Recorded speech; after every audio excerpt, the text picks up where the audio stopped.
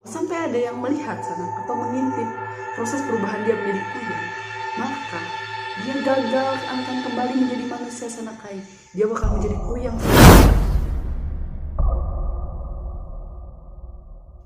Assalamualaikum warahmatullahi wabarakatuh. Hai Sanak.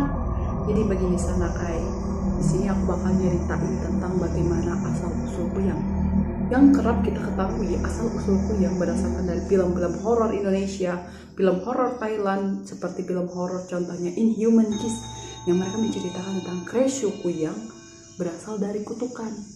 Sebenarnya Sanakai, cerita kuyang yang sesungguhnya itu bukan berasal dari kutukan. Mau tahu bagaimana ceritanya? Jeng jeng jeng.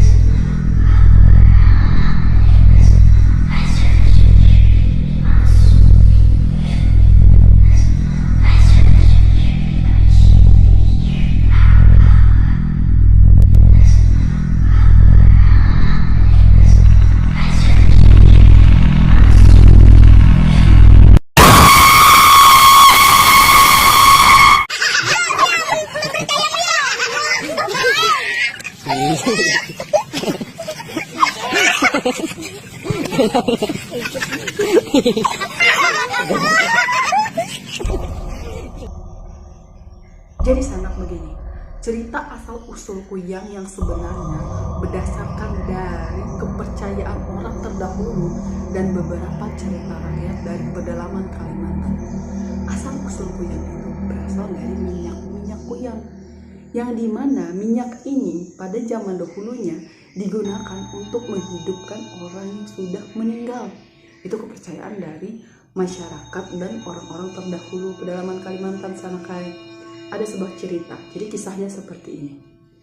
Ada seorang bapak-bapak, dia itu lagi memanjat atau memanen buah manggis. Yang kita ketahui buah manggis itu sangat tinggi kan, sangat tinggi sekali.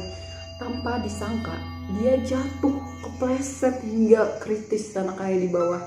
Lalu pihak keluarga dari bapak ini tidak terima kalau bapak itu kritis. Lalu mereka datang ke dukun atau petua yang memiliki minyak kuyang atau minyak bintang tadi sana. Lalu setelah sholat maghrib atau kayak sore hari gitu, kepercayaan mereka menceritakan itu di sore hari atau senja hari, mereka meminumkan orang yang kritis tadi dengan minyak kuyang tadi atau minyak bintang tadi sana.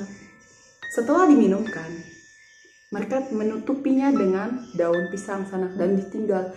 Tidak boleh satupun keluarga atau warga yang boleh melihat kejadian bagaimana dia berubah menjadi kuyang Sanakai. Serem bukan? Kalau sampai ada yang melihat Sanak atau mengintip proses perubahan dia menjadi kuyang, maka dia gagal akan kembali menjadi manusia Sanakai. Dia bakal menjadi kuyang seutuhnya. Nah, lanjut cerita Sanak. Di malam hari ini, orang yang diminumkan minyak kuyang atau minyak bintang tadi Sanakai, kepalanya ini kepacul atau lepas Sanakai. Serem bukan? Terbang gitu. Terus dia tuh jadi kuyang itu terbang atau arah. Jadi semalaman full dia tuh bakalan terbang. Mungkin seru subuh kali ya. Kan serem juga ya, kita nggak tahu jam berapa, yang pasti tuh mendekati terbitnya matahari. Dia kembali ke tubuhnya Sanakai. Ketika dia udah masuk ke tubuhnya bapak ini, dia tidak sadar lagi dan dia tidak ingat kalau dia itu adalah kuyang. Dia kembali ke rumahnya dengan normal. Dia jalan lagi dengan membawa panen hasil manggisnya tadi. Dia tidak ingat satupun kejadian yang telah dia lewati Sanakai. Lalu dia pulang ke rumah seperti normal dan bertemu dengan keluarganya ketemu. Kuyang itu tidak berani masuk sana. Karena apa? Itu tajam dan bisa merusak isi-isi dari perut kuyang di sana. Terus, Assalamualaikum warahmatullahi wabarakatuh. Hai Sanak, kembali lagi bersama saya di Yona Horor. Kali ini kita akan melanjutkan tentang Kuyang Part 2. Jeng jeng jeng. Lanjut tentang Kuyang Part 2. Ketika bapak itu pulang ke rumah, sesampainya dia di rumah, keluarga di rumah itu begitu sangat bahagia sana Kai. Kenapa mereka bahagia? Karena bapak yang jatuh dari pohon manggis itu hidup kembali, walaupun dia menjadi kuyang dulu sana Kai. Terus ceritanya, konon katanya, berdasarkan cerita rakyat pada pedalaman Kalimantan, dahulu kala kuyang itu digunakan untuk menghidupkan orang kembali, seperti yang saya sampaikan di part 1 atau part 1. Jadi bapak itu selama kurang lebih 3 bulan dia akan menjadi kuyang sana. Ketika dia menjadi kuyang, keluarga di rumahnya tidak ada yang boleh memakan makanan yang dibawa oleh bapak tersebut. Kenapa demikian sana? Karena kalau sampai keluarga di rumah memakan makanan yang dibawa oleh bapak tadi, maka mereka akan menjadi kuyang secara permanen atau secara utuh sana. Nah, oleh sebab itu, setelah 3 bulan berlalu, di pedalaman Kalimantan ada sebuah tradisi yang disebutkan dengan nama tuwe. Nah, saya tidak tahu kurang lebih seperti apa itu tuwe. Yang konon katanya ketika orang yang diminumkan minyak kuyang sudah dituwe, dia akan menjadi manusia normal lagi sanak seperti kita pada umumnya seperti sana. Untuk tradisi tuwe atau penyembuhan kembali seperti manusia itu, saya tidak tahu seperti apa persisnya tentang hantuen atau tuwe kuyang begitu sana. Nah, di sini sana kayak aku bakalan ceritain ke kalian bagaimana ciri-ciri kuyang. Ciri-ciri kuyang itu pertama, di lehernya ada seperti tali ikat hitam yang mempunyai tanda seperti itu sana. Dan kedua, kuyang itu memangsa bayi sana. Dia sangat suka sama bayi atau ibu-ibu yang melahirkan. Dia akan memangsa bayi dari umur 1 hari sampai 40 hari sana. Selain dari itu juga, konon katanya kuyang itu kan merupakan manusia juga sana, sama seperti kita, tapi dia jelmaan atau ada sebagian dari diri dia itu seperti setan, jin, iblis, apa entahlah seperti itu. Dia tidak bisa menatap mata kita. Seiring berjalannya waktu, tentang minyak kuyang ini disalahgunakan sana. Sebelumnya kan di part 1 saya udah jelaskan kalau minyak kuyang itu digunakan untuk menghidupkan orang yang kritis. Dan seiring berjalannya waktu, minyak kuyang ini disalahgunakan sana. Yang mereka gunakan untuk kecantikan, lalu mereka gunakan untuk keabadian, ada yang juga menggunakan untuk pesugihan. Itu sana serem bukan? Serem sekali. Adapun sana cara untuk menghindar atau membunuh kuyang itu, sana tahu lah, seperti sapu ijuk. Kalian tahu sapu ijuk? Nah, itu bahasa Kalimantan Selatan atau bahasa daerahnya sapu ijuk. Sapunya itu kayak rambut gitu loh sana. Jadi dia kayak bercabang-cabang, sapunya itu keras gitu loh. Nah, lalu sapu ijuk ini yang dipasang di dinding di rumah-rumah. Konon katanya kalau ada sapu ijuk ini, tali sapu ijuk ini di sepanjang dinding rumah, kuyang itu tidak berani masuk sana. Karena apa? Itu tajam dan bisa merusak isi-isi dari perut kuyang itu sana. Terus selain daripada itu, cara membunuh kuyang adalah ketika kita melihat kuyang, misalkan kita ini lagi jalan atau lagi duduk bersama warga di masyarakat, tiba-tiba kita melihat kuyang terbang sana. Cara paling pertama kita adalah mencari tubuh kuyang tersebut sana dan memasukkan benda-benda tajam ke dalam tubuh kuyang itu sana. Dengan begitu kepalanya nggak bisa kembali lagi ke tubuhnya sana Kai. Entah itu benda tajamnya bling, entah itu silet atau pisau atau benda tajam apapun itu sana. Jadi dengan seperti itu kuyangnya nggak bisa balik ke tubuhnya dan meninggal sana. Dan dari Kalimantan Tengah juga sana ada yang mengatakan bahwa kuyang itu takut dengan yang namanya itu wancu, ya itu sendok nasi. Kalian tahu kan sendok nasi tapi terbuat dari kayu. Jadi ketika dia kuyang terbang, ini kan terbang nih, kan kita nggak lihat dia terbang, kita cuma ngeliat ke api-api gitu. Kita tunjuk aja pakai sendok nasi dari kayu itu kan. Konon katanya sana Kai, kuyang tersebut bakalan jatuh seperti itu. Oke sana, cukup sudah pembahasan dari kuyang, sudah jelas dari awal asal usul kuyang, dari minyaknya sampai cara membunuhnya, jenis kuyang dan lain-lain. Dari zona horor sebelumnya mohon maaf apabila ada salah dalam penyampaian dan keliru. Kita akan lanjut ke cerita selanjutnya sana. Ada yang melihat sana atau mengintip proses perubahan dia menjadi kuyang, maka dia gagal akan kembali menjadi manusia Sanakai. Dia bakal menjadi kuyang.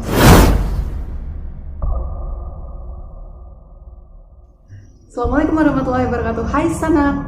Jadi begini Sanakai, di sini aku bakal nyeritain tentang bagaimana asal usul kuyang.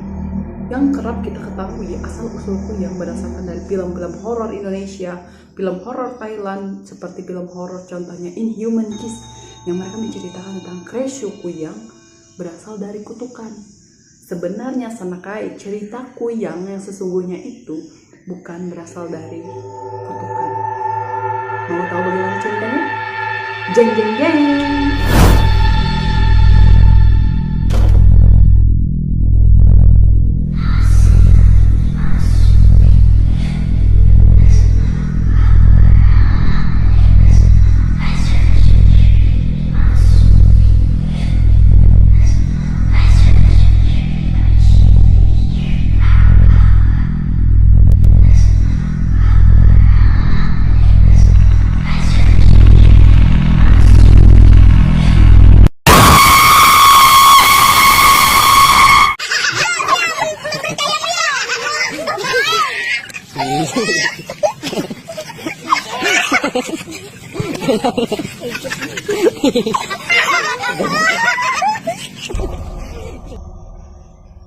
Jadi Sanak begini, cerita asal usul kuyang yang sebenarnya berdasarkan dari kepercayaan orang terdahulu dan beberapa cerita rakyat dari pedalaman Kalimantan.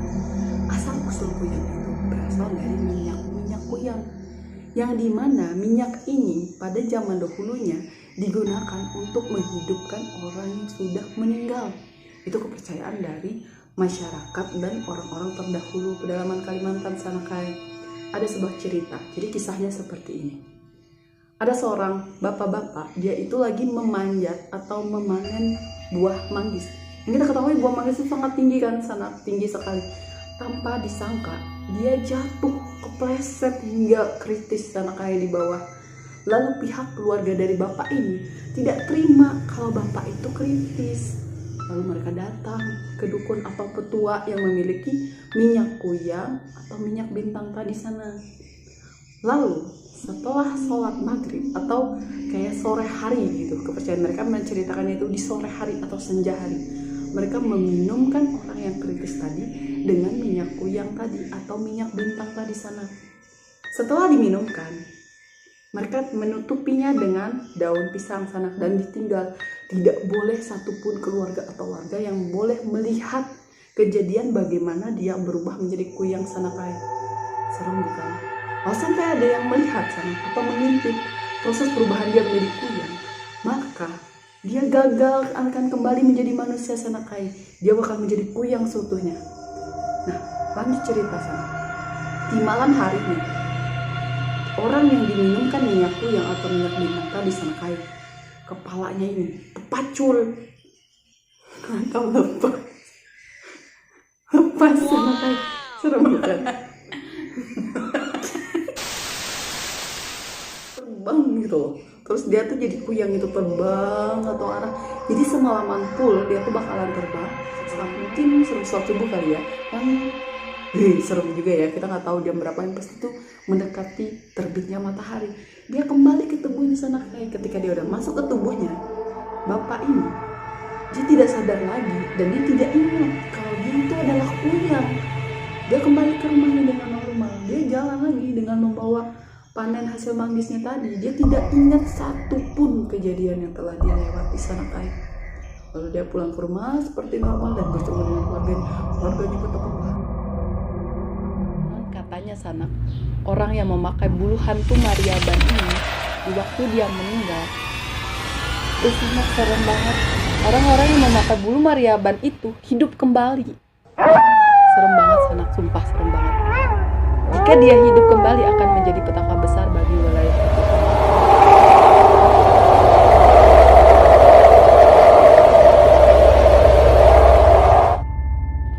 Assalamualaikum warahmatullahi wabarakatuh. Hai Sanak, kembali lagi bersama kami di Zona Horor.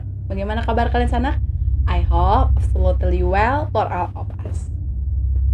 Indonesia memiliki segudang cerita misteri yang tersebar di beberapa daerah terdapat banyak wilayah keramat yang banyak dihuni oleh makhluk halus sampai wilayah Kalimantan.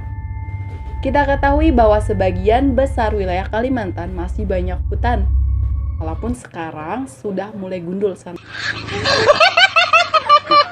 Yang mitosnya terdapat banyak hantu di pedalaman. Salah satunya hantu Maryaban atau si hewan bulu Maryaban. Yuk Sanak, kita kenalan dengan hantu Maryaban. Jeng jeng jeng.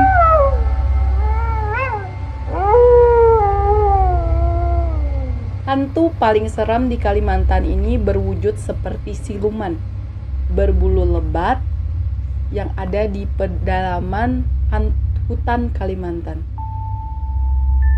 Bahkan masyarakat masih ada yang mengincar bulu Maryaban ini untuk digunakan sebagai bahan untuk memelet wanita. Bahkan sampai sekarang, banyak masyarakat Kalimantan masih mempercayainya sana. Makhluk ini dikatakan sangat suka dengan darah. Serem bukan? Ia bisa saja memangsa manusia yang ditemui di wilayah kekuasaannya. Kemunculan Maryaban ini bisa diprediksi menurut cerita masyarakat.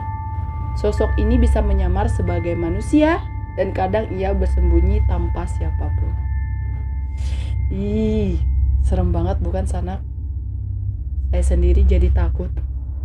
Namun Sanak, tidak bisa sesempurna itu karena badannya akan tetap besar di luar ukuran normal manusia.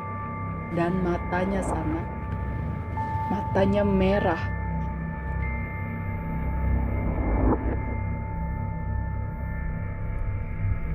Matanya tidak bisa ia samakan seperti manusia pada umumnya Sanak. Bayangkan saja jika kita menemui si Maryaban berbentuk manusia dengan mata merah. Serem bukan? Bukan hanya memelet wanita Sanakai. Bulu-bulu hantu Maryaban ini juga menjadi incaran orang-orang yang ingin mempunyai kekuatan atau kuat secara fisik. Konon katanya Sanak, bulu hantu Maryaban ini juga bisa menjadikan pemakaian tidak bisa dilukai dengan benda-benda tajam maupun benda tumpul dan sangat kuat. Manusia yang menyimpan bulu dan minyak Maryaban ini diketahui akan terpengaruh oleh sifat makhluk tersebut Sanak. Hampir sama seperti cerita Sanci kan Sanak, yang ayahnya menggunakan 10 cincin yang bisa terpengaruh. Balik lagi Sanak. Hidupnya akan kacau, emosional, sangat mengerikan bukan Sanak? Bayangkan saja betapa mengerikannya. Konon katanya Sanak, orang yang memakai bulu hantu Maryaban ini di waktu dia meninggal, Sanak serem banget. Orang-orang yang memakai bulu Maryaban itu hidup kembali. Serem banget Sanak, sumpah serem banget. Jika dia hidup kembali akan menjadi petaka besar bagi wilayah itu Sanak. Namun Sanak bisa dicegah dengan orang yang mengetahui caranya Sanak, atau sering masyarakat sebut debunking. Adapun cara mencegah orang Maryaban itu Sanak ialah dengan cara menyediakan sebaskom air putih, kemudian menggunakan sebuah jarum besar emas, membaca doa, meniupkan ke air baskom dan kemudian memercikkannya ke atas mayat itu. Sambil membaca doa, mengangkat tangan di atas mayat dari kepala sampai kaki. Beberapa kali melakukannya bolak-balik. Kemudian membuka penutup kaki mayat. Kemudian nanti ada di bagian tubuh mayat yang memberikan energi. Singkatnya Sanak, akan ada benda kecil hitam yang keluar dari bagian tubuh yang memberi energi tadi Sanak. Sebelumnya saya juga pernah membaca di sebuah situs yang mengatakan bentuk energi tersebut berbagai macam Sanak. Ada juga yang keluar berbentuk cicak, bahkan ada juga yang berwarna hitam. Oke Sanak, sampai di situ perkenalan kita tentang hantu Maryaban Sanak. Oke, jangan lupa like, comment, and subscribe. Bye. ia makan akan keluar dari punggungnya sana. Yang dimana orang Dayak sendiri menyebutkannya dengan hantu Kambe Bindak. Assalamualaikum warahmatullahi wabarakatuh. Halo sanak, selamat datang kembali bersama kami di Zona Horor. Kalau sebelumnya Zona Horor sudah mengisahkan hantu-hantu yang menyeramkan di Kalimantan, nah sanak, kali ini Zona Horor akan mengisahkan hantu yang tidak kalah seremnya. Dan hantu ini pertama kali diceritakan oleh Zona Horor sanak. Oke sanak, simak kisahnya. Jeng jeng jeng. Mungkin di Kalimantan sudah tidak asing lagi dengan kisah horor dan mistisnya.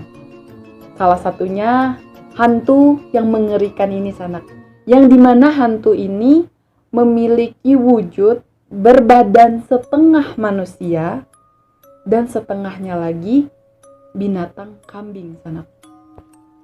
Sosok tersebut dikenal dengan sebutan hantu Kambe, yang dimana orang Dayak sendiri menyebutkannya dengan hantu Kambe Bindak. Jadi sanak, konon katanya hantu Kambe ini memiliki badan setengah manusia, berkaki kambing, serta rambut yang panjang. Namun sebagian kepercayaan masyarakat menyatakan bahwa hantu tersebut berbadan kambing serta memiliki tanduk yang panjang. Dan konon katanya sanak, hantu Kambe tersebut tidak membunuh manusia, akan tetapi ia memburu dan memangsa kambing saja sanak.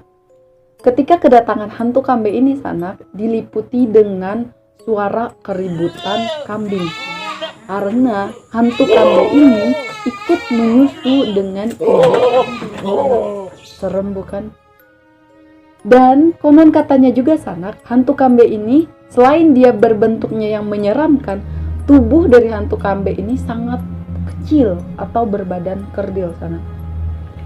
Dan sebagian kepercayaan orang Dayak juga menyatakan sanak, hantu Kambe selain dari menyusu dengan kambing, ia juga memakan atau membunuh kambing tersebut sanak. Dengan dimana tulang-tulang kambing tersebut setelah ia makan akan keluar dari punggungnya sanak.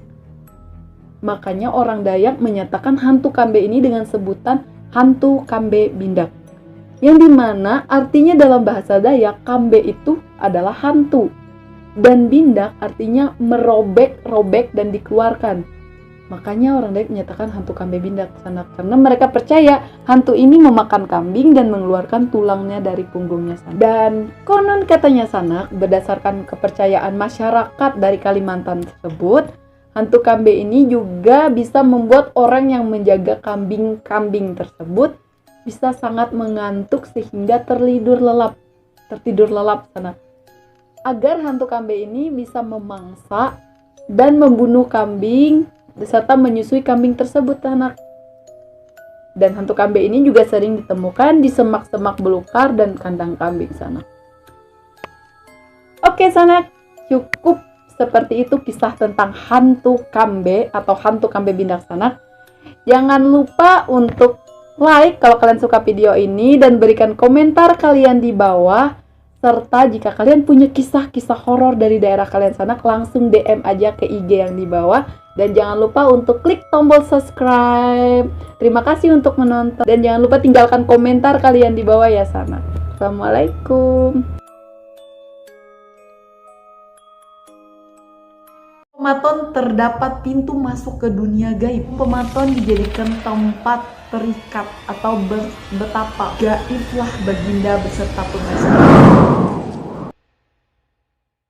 Assalamualaikum warahmatullahi wabarakatuh. Halo sanak, kembali lagi bersama saya di Zona Horor. Oke sanak, bagaimana kabar kalian?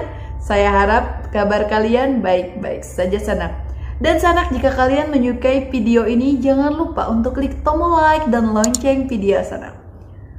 Kita ketahui bahwa negara kita Indonesia memiliki sejuta cerita misteri dan segudang cerita mistisnya sanak. Zona Horor akan mengisahkan atau menceritakan tentang misteri, kerajaan-kerajaan gaib sana. Dan pada malam hari ini Zona Horor akan menceritakan tentang kerajaan gaib yang berada di Kalimantan, terutama Kalimantan Selatan sana. Misteri Gunung Penaton atau misteri Gunung Penaton Banjarbaru, tempat menghilangnya Pangeran Suryanata Raja Banjar abad ke-14. Gunung Pematon adalah gunung yang terdapat di kawasan Desa Kiram, Kecamatan Karangintan, Kabupaten Banjar, Provinsi Kalimantan Selatan sana. Ini konon katanya menjadi tempat menghilangnya Pangeran Suryanata, suami dari Putri Junjung Bui. Leluhur kerajaan Banjar atau Pematon berasal dari kata pemautan dalam bahasa Banjar sendiri yang artinya tempat memuat penumpang atau barang karena gunung tersebut diibaratkan sebagai tempat berlabuh. Memang kebanyakan penamaan tempat di Kalimantan Selatan berasal dari kosakata atau hal-hal yang berhubungan dengan sungai, laut, bahkan gunung sana.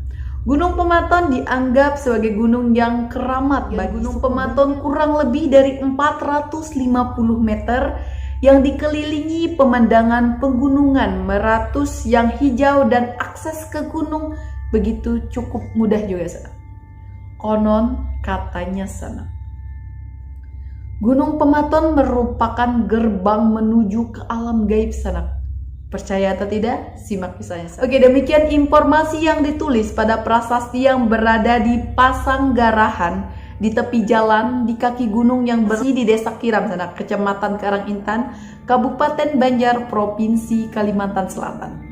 Prasasti yang dibuat dan ditandatangani Raja Muda Khairul Saleh atau keturunan Kerajaan Banjar yang juga mantan Bupati Banjar. Kalian tahu kan sanak, Banjar adalah Kalimantan Selatan. Pada 10 Muharram 1433 Hijriah atau 7 Desember 2011 silam lalu.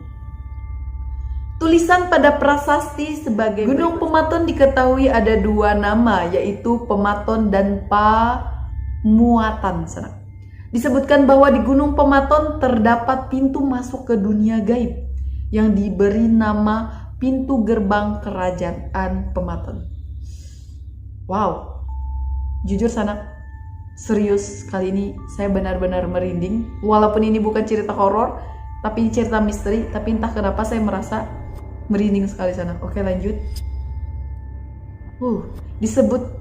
Disebutkan bahwa di Gunung Pematon terdapat pintu masuk ke dunia gaib yang diberi nama Pintu Gerbang Pematon, tempat yang mulia Sri Praduka Kerajaan Suryanata bertahta sana. Diketahui Kerajaan Pematon adalah pusat kerajaan gaib di Kalimantan Selatan atau Kerajaan Banjar.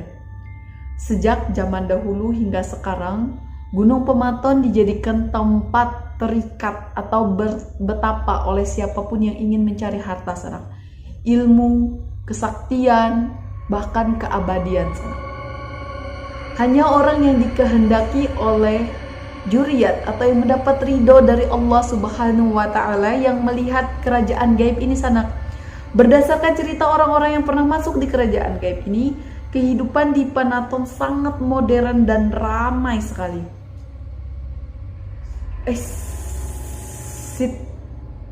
Merinding banget sanak, sumpah. Oke, kita lanjut. Yang mulia Sri Paduka Pangeran Suryanata adalah seorang putra Raja Majapahit bertahta di Kerajaan Banjar pada abad 14 Masehi. Beliau mempunyai dua orang putra sanak, yaitu Pangeran Surya Ganggawangsa dan Pangeran Surya Wangsa. Pada suatu hari yang mulia Pangeran Suryanata bersama Permaisuri Putri Junjung Bui mengadakan kerasmin sanak atau acara keramaian, menjamu semua pejabat kerajaan dan masyarakat sanak. Tak kala semua orang sedang asyik dan ramai, tiba-tiba Yang Mulia Pangeran Suryanata berbicara pada negeri atau negara Banjar bahwa Baginda akan kembali pulang ke tempat asalnya sana atau kayangan, dan memberi petuah-petuah untuk dilaksanakan dan diindahkan sepeninggalannya nanti sana. Dan konon katanya sana agar rakyat negeri Banjar selalu tentram, damai dan sejahtera. Setelah berbicara dengan sekejap, gaiblah Baginda beserta permaisurinya sanak. Asli ini merinding sanak. Bukan cerita horor tapi misteri. Namun asli ini merinding sanak. Ketika itu umur Baginda kira-kira 50 tahun. Bahkan konon katanya sanak, kerajaan negara Dipa terbuat dari emas murni. Sementara mahkotanya emas bertabur permata mulia seperti jamrud dan intan berlian. Begitu juga dengan kerisnya sanak. Keris naga runting dan tipa salira, di mana ganggang dan warangkannya bertahtakan emas dan intan berlian. Benda-benda pustaka dari kerajaan gaib tersebut hingga saat ini sanak masih menjadi incaran para pelaku spiritual di Banjar atau Kalimantan Selatan sanak. Bahkan orang-orang dari luar Banjar juga banyak yang mencoba peruntungan dengan ikut memburu benda-benda pustaka peninggalan dari tahta Pangeran Suryanata tadi sanak. Selanjutnya, Pangeran Suryagangga Wangsa diangkat menjadi raja dengan gelar Maharaja Suryagangga dan lambung Mangkurat, tempat menjadi mangku buminya sana. Dari keturunan yang mulia Pangeran Suryanata lahirlah raja-raja Banjar selanjutnya sanak hingga sampai saat ini.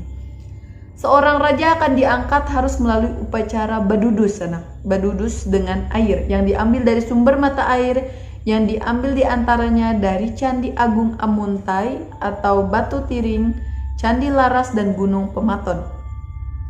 Candi Agung Amuntai sampai sekarang masih sering dikunjungi sanak.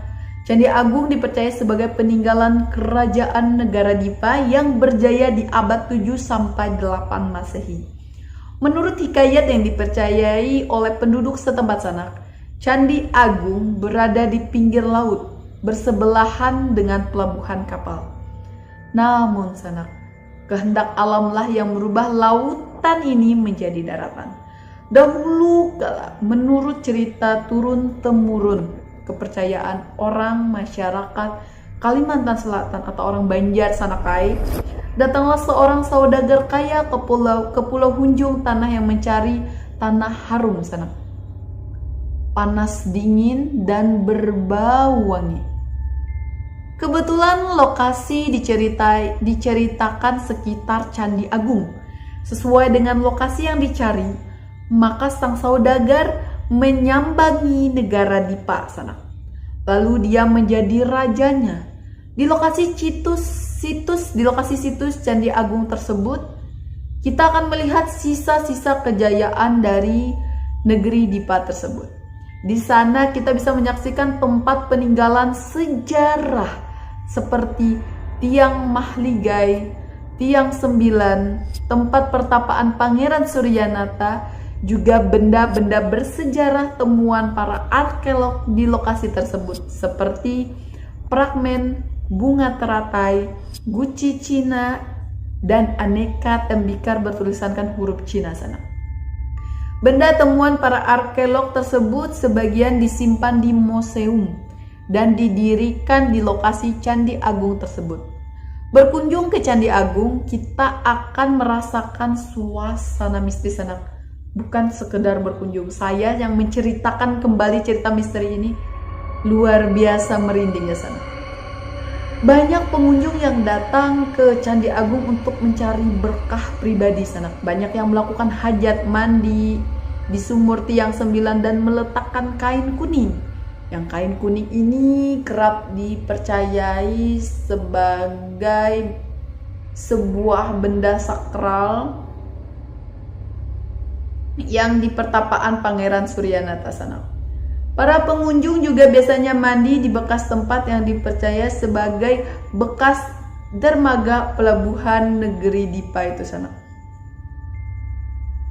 Oke sanak, cukup seperti itu kisah misteri tentang kerajaan gaib yang berada di Kalimantan ini sanak.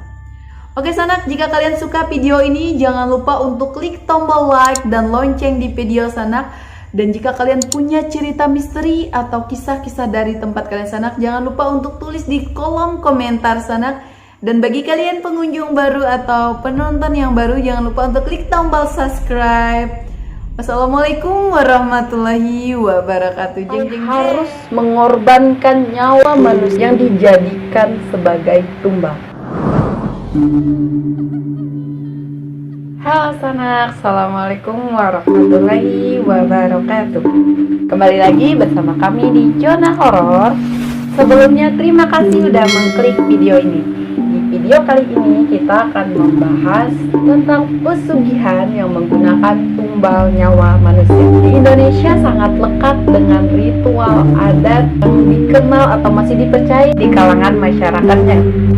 Biasanya ritual atau upacara adat masih dilakukan di berbagai daerah di Indonesia. Kekenalannya dengan adat istiadat membuat Indonesia tidak lepas dari hal-hal yang berhubungan dengan alam gaib. Salah satu faktor yang mendorong seseorang untuk melakukan pesugihan tentunya agar terpenuhi kebutuhan ekonomi. Sebagian orang ada yang mengambil jalan pintas untuk mendapatkan uang yang banyak agar menjadi kaya raya dengan melakukan ritual pesugihan. Melakukan ritual pesugihan dengan mendatangkan kekayaan ini sangat membahayakan sanak tentunya. Bahkan sampai harus mengorbankan nyawa manusia sebagai tumbal. Oke sanak, kali ini kita akan mengupas secara tuntas pesugihan yang menggunakan tumbal manusia. Yang pertama, pesugihan atau perjanjian Nyi Blorong. Nyi Blorong merupakan sosok yang tidak asing lagi dengan wajah atau wujud parasnya yang cantik, bertubuh manusia. Dari pinggang sampai atas dia bertubuh manusia yang sangat cantik sangat. Sedangkan dari pinggang ke bawah dia memiliki bentuk atau wujud manusia seperti ular. Bisa kita katakan Nyi Blorong merupakan siluman ular. Untuk mendapatkan kekayaan, seseorang harus melakukan perjanjian yang dibuat dengan melakukan ritual khusus.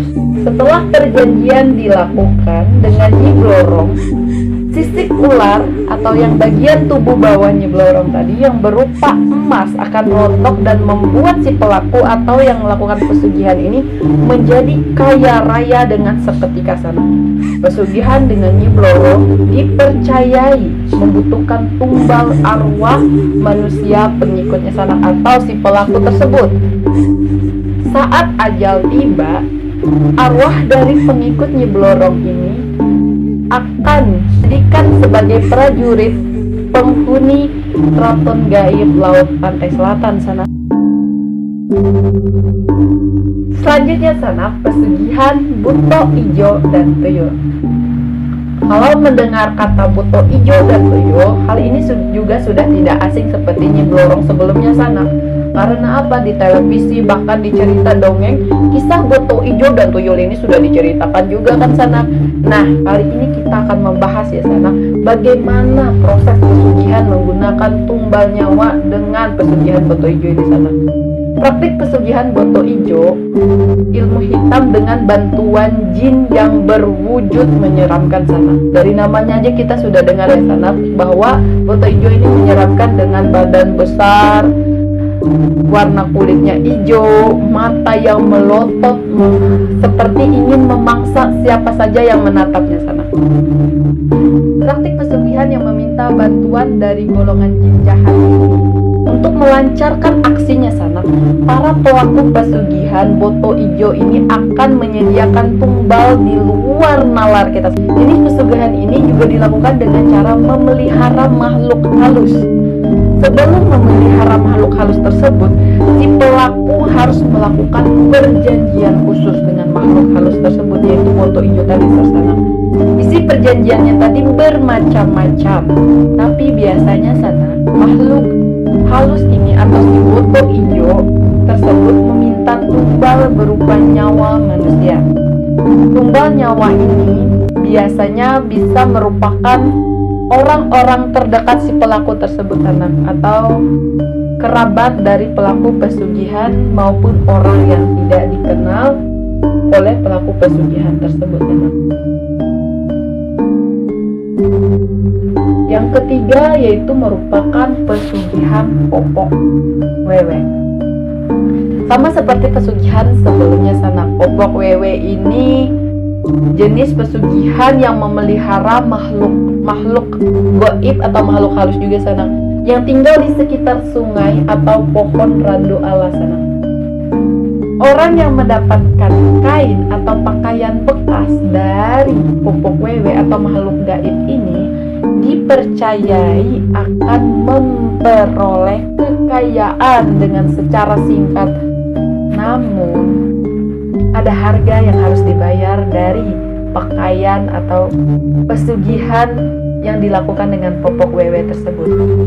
Tumbal berupa nyawa anggota keluarganya sana harus siap diserahkan atau dikorbankan agar dapat menikmati kekayaan dari pesugihan popok wewe.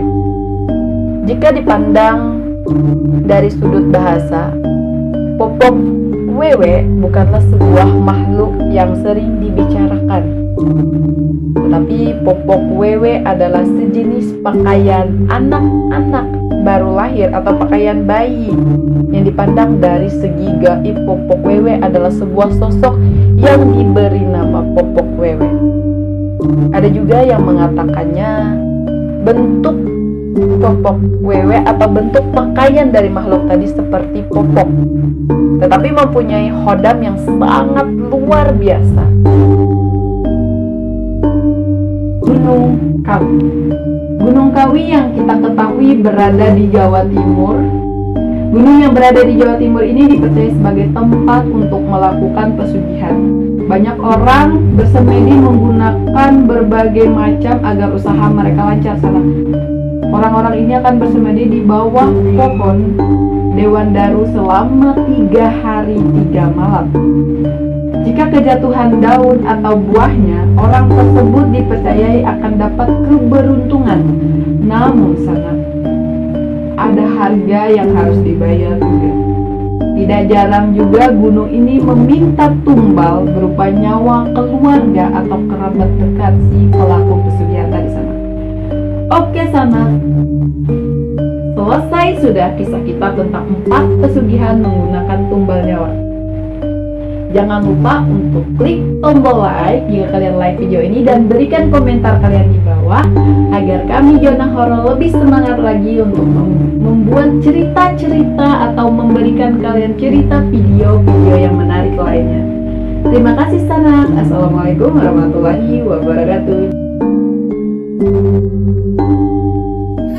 Assalamualaikum warahmatullahi wabarakatuh. Welcome back to our Zona Horor YouTube channel. Okay, before I want to give you a story, I would like to say thank you dengan klik video ini. Kesana ada yang beda bukan dari saya. Pada malam hari ini saya akan membawa boneka. Kalian pasti tahu saya akan menceritakan kisah horor apa. Fenomena spirit doll bermula di negara Thailand pada tahun 2016. Di mana pada saat itu orang-orang di Thailand sana mengabduksi boneka spirit doll atau boneka arwah ini yang diyakini memiliki kekuatan. Bahkan boneka arwah atau spirit doll ini juga memiliki sebutan yakni Lutep. Aku nggak bisa nyebutinnya ya bahasa Thailand. Lutep itu yang berarti malaikat anak. Oke. Kisah viralnya ini juga familiar di kalangan artis-artis ternama di Indonesia semua.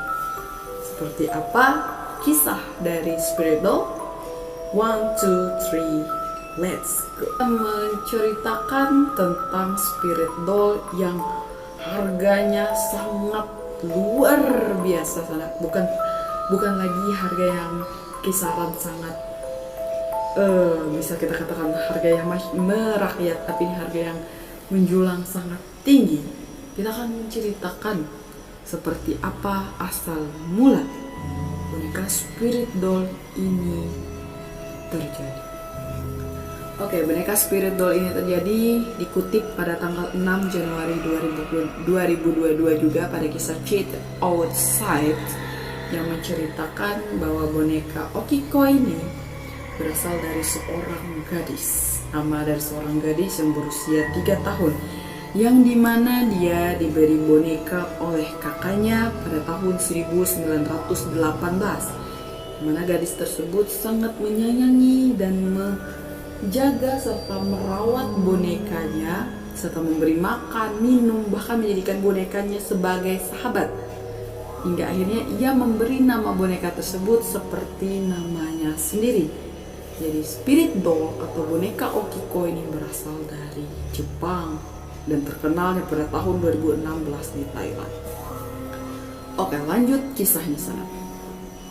Jadi boneka Okiko menjadi sahabat bagi Okiko, sang gadis kecil berusia 3 tahun.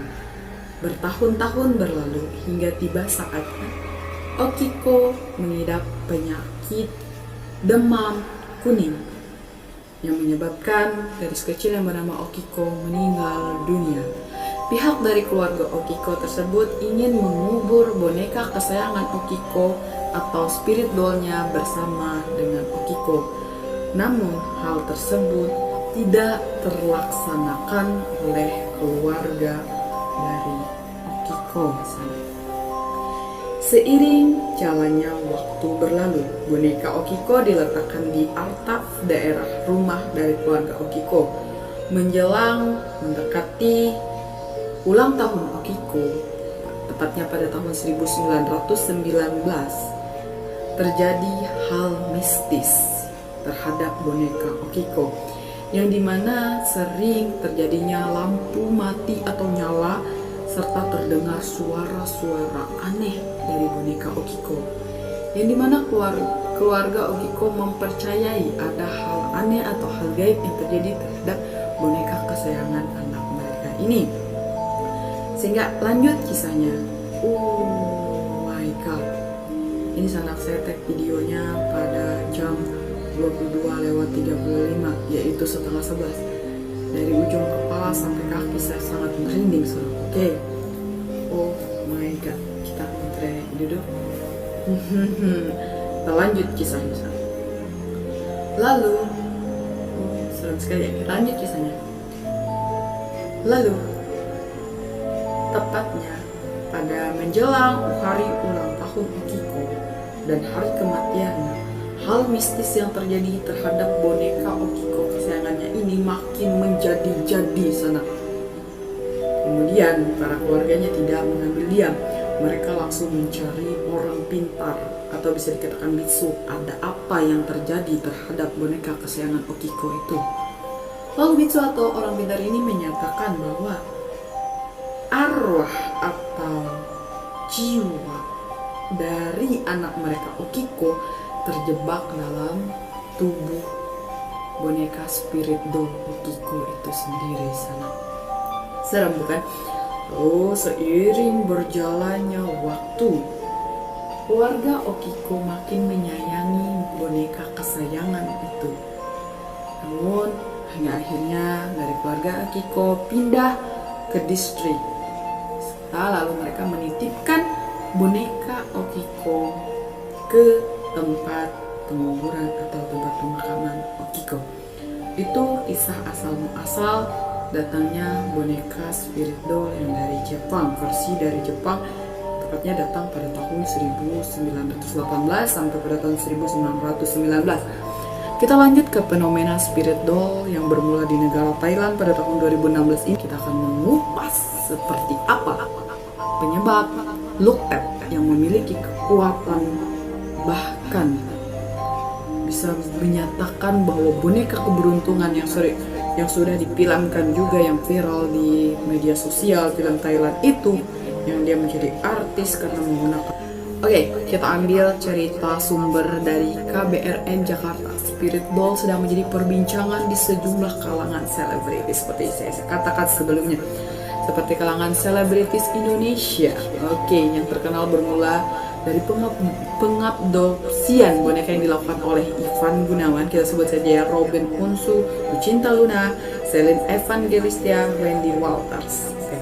Bahkan spirit doll diperlakukan selayaknya seorang bayi, disayang-sayang, dan diberikan pakaian yang layak serta perlakuan lainnya. Spirit doll juga digunakan sebagai salah satu metode penyembuhan atau healing Caranya adalah dengan membuat spirit doll dengan keinginan sendiri. Nah, proses pembuatan dan merawat boneka inilah yang diyakini dapat menyembuhkan batin seseorang. Namun ada juga yang menggunakan spirit doll dengan mengantarkannya ke biksu untuk memasuki arwah-arwah ke dalam boneka spirit doll itu agar mendatangkan sebuah keberuntungan. Spirit doll yang diadopsi oleh selebritas tanah air merupakan boneka yang menyerupai bayi atau anak-anak. Ini bukan bayi atau anak-anak, tapi saya akan menjadikannya sebagai spirit doll. Berkembang di Thailand, mengutip Culture Trips. Spirit doll berkembang di Thailand, di negeri gajah perang itu. Spirit doll disebut sebagai Luk Tep yang saya sebutkan dari tadi, alias malaikat anak. Boneka yang terbuat dari plastik itu diyakini menjadi tempat bersemayam makhluk metafisika yang membawa keberuntungan dan kemakmuran di masa depan. Lantas bagaimana Luk Tep bisa muncul? Sudah saya sampaikan sebelumnya, seperti apa kisahnya. Oke, Luk Tep, tetapi ada berasal asumsi mengatakan bahwa Luk Tep merupakan versi terbaru dari Komantong. Tadi yang saya sampaikan yaitu boneka spirit doll arwah yang berasal dari Jepang, yaitu Okiko. Kita akan menjelaskan Luk Tep yang berasal dari Komangtom dari Thailand. Ini yang ada difilmkan. Beberapa teori berbeda dengan menyebutkan tentang asal-usul Luk Tep tadi. Memang Komantong ya, saya gitu kurang bisa menyebutkan seperti apa sana. Komangtom sendiri adalah janin yang tinggal di tempat bayi. Sebelum dilahirkan atau disimpan, diyakini membawa arwah anak yang telah meninggal. Sementara pandangan lain percaya bahwa tradisi Luk Tep memiliki kaitan dengan tingkat kesuburan dan rendah di Thailand. Karena umumnya wanita Thailand parubaya paling sering membawa boneka suci. Keyakinan umum lainnya adalah karena iklim ekonomi menantang di Thailand pada tahun 2016 yang menjadi viral karena boneka Komangtom atau Luk Tep ini membawa keberuntungan terhadap pemilik atau majikannya. Kemunculan Luk Tep tidak dapat dipisahkan dengan mining. Dia adalah sosok yang mengubah citra sederhana boneka plastik ini yang membawa keberuntungan. Mining adalah penjual boneka yang juga ahli ritual serta DJ radio lokal Thailand. Dalam saluran radio, dia mengklaim bahwa boneka memiliki kekuatan super tak lama setelahnya. Para biksu Buddha dari biksu Buddha dan peramal mengadakan ritual untuk mendapatkan roh keberuntungan ke dalam boneka plastik Komangtom. Hal tersebut juga diikuti oleh selebritas Thailand yang ikut membawa serta Luk Tep kemanapun dia pergi, mulai dari restoran mewah hingga meminta kursi pesawat. Terpisah untuk mereka, Thai Smile, maskapai penerbangan bertarif rendah nasional milik Thai Airways, bahkan mengizinkan orang tua atau wali dari Luk Tep untuk memilih kursi untuk malaikat anak mereka agar mereka ditawari makanan di pesawat oleh pramugari yang telah diberi pengarahan untuk memperlakukan mereka seperti penumpang anak lain. Wow, luar biasa. Oke, sana. Berdasarkan dari dua opsi dan dari film yang sudah saya tonton juga tentang spirit doll atau Komangtom dan boneka Okiko, Luk Tep, mereka memperlakukannya benar-benar layaknya seorang anak. Mereka menggantikan pakaian, memandikan, menyisir, memakan, dan memberi minum. Serta bahkan mereka menyiapkan kursi sendiri untuk boneka arwah. Ya, bisa dikatakan kita percaya atau tidak percaya tentang spirit doll. Tapi kita sebagai orang muslim, saya mempercayai bahwa boneka ini memang bisa dimasukin arwah atau benar, karena kita ketahui bahwa malaikat tidak menyukai hal yang menyerupai manusia atau menyerupai bentuk-bentuk lainnya. Oke, kita udah sedikit melenceng. Kita kembali lagi ke kisah spirit doll. Di balik kisah spirit doll, kita menangkap kisah dari filmnya itu kan dia mendapatkan keberuntungan di sana. Dia mendapatkan keberuntungan, dia terus meminta-minta, bahkan memohon seolah-olah menyembah dan menjadikan spirit doll anak kesayangannya ini pemberi rezeki. Luar biasa. Bahkan hal ini yang menyebabkan harga dari spirit doll itu menjulang tinggi mahalnya. Di balik kisah spirit doll, saya juga mempunyai kisah dari boneka teddy bear. Horor banget sana. Ini bukan kisah dari luar.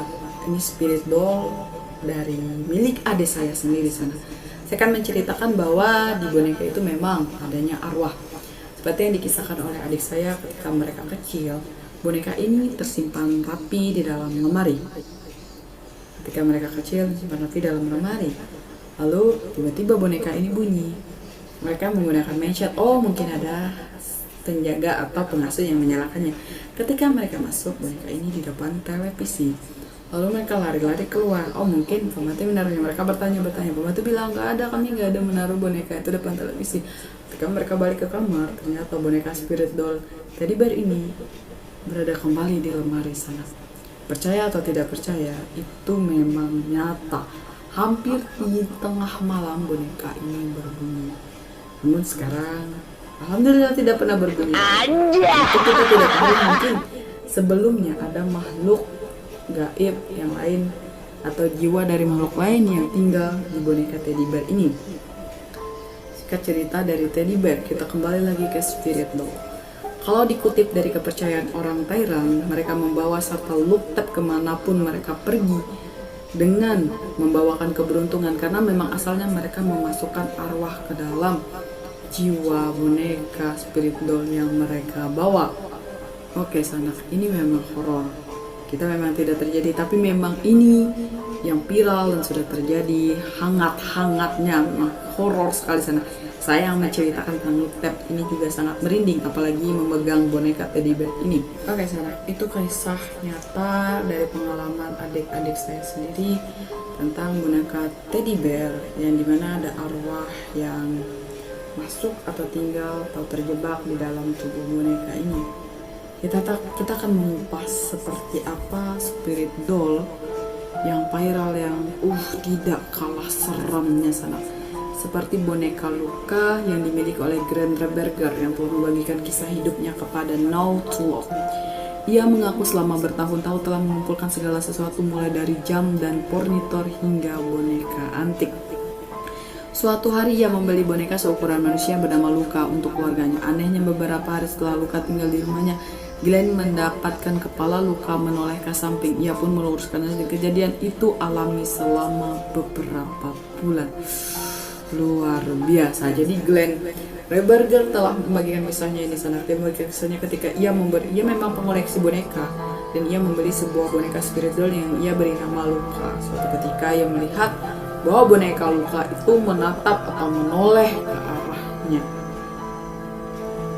Ya, Glenn terus memperbaiki posisi bonekanya tersebut dan ia membetulkannya kembali. Glenn sempat berpikir apakah sesuatu yang menakuti sedang terjadi, sampai akhirnya ia menyiapkan kamera di sebelah Luka atau di seberangnya. Keesokan hari, Allah Akbar, merinding banget.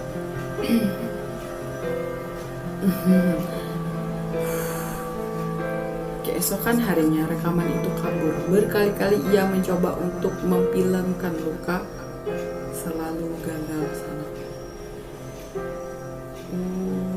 Suatu pagi ia terbangun oleh suara ledakan keras. Luka terjatuh dari kursinya dan wajah porselennya hancur. Glenn pun merekatkannya kembali dengan memperbaiki catnya. Luka berada di atas meja menghadap ke samping saat mulai mengeringkannya dari atas. Saat itu kepalanya perlahan memutar 45 derajat untuk menatap Glenn. Ia mundur ketakutan. Oke sanak, kali ini dikutip dari kisah nyata bahwa boneka spirit doll itu, oh my god, saya nggak kuat ya sanak, merinding banget.